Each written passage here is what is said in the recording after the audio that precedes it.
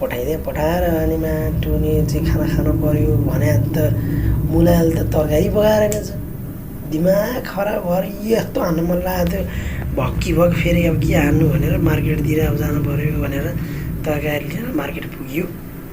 यसो मार्केट पुगेको, अब मार्केटमा जे पायो त्यही नरुच्ने, किन्न मन नलाग्ने, मासु, खालि मासु। आज खाने मासु, भोलि खाने मासु। अब मासु पनि फेरि स्वास्थ्य पनि नजाने, महँगो खाले, राम्रो खाले चाहिने है।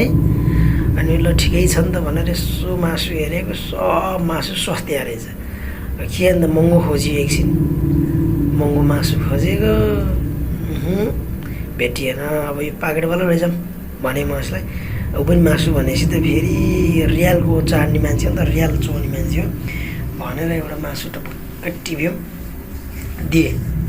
त्यसलाई पहिला आफै इङ्ग्लिस नआउने, हातको हल्लाएर यसो यो काट्दै भनेको बुझ्दै बुझ्दै मसिनो पिस बनाइदिने यसो हातको हल्लाएर भन्यो। अनि त्यो काट्नपट्टि लाग्यो, ठ्याक्क लाएर त्यसले चाहिँ मसिनो मिडियम पिस बनाएर काट्दियो। अनि ठ्याक्क हामी त्यो चाहिँ बोकेर हामी अनि गयौँ।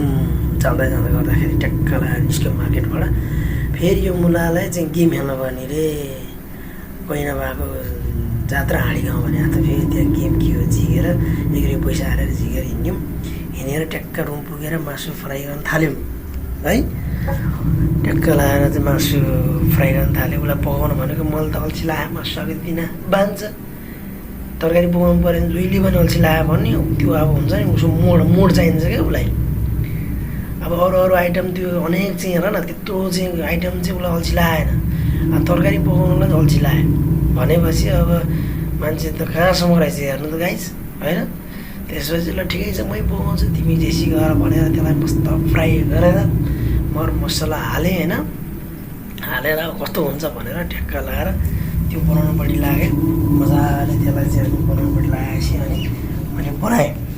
तिमी सुत मुला, तिमी खाना पनि पर्दैन, मै बनाउँछु मै खान्छु भने होइन। अनि त्यसपछि अब न्यु इयरको दिन परेको, छुट्टीको दिन परेको, 2 जना मात्रै, 1 जना थियो।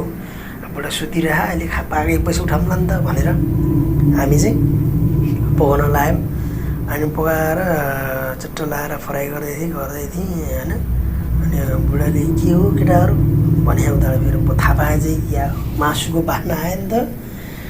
मासुको बास्ना मक्का रातो बनाएर फ्राई गरेँ नि त मैले फेरि यस्तो बनाउँछु नि त। मैले बनाएपछि त सेफले पनि फेरि खान्छ क्या, फेरि त्यस्तो बवाल बनाइदिन्छु कि म फेरि। अनि त्यसपछि मजाले फ्राई गरेँ मजाले त्यसलाई चाहिँ रातो बनाएर होइन। गर्दैछु यसलाई फेरि हातुरी भएर चाहिँ उ त भात पसिन थालिसकेछ पुरा हिरो स्टाइलमा क्या। सुत्छु रेस्ट गर्छु।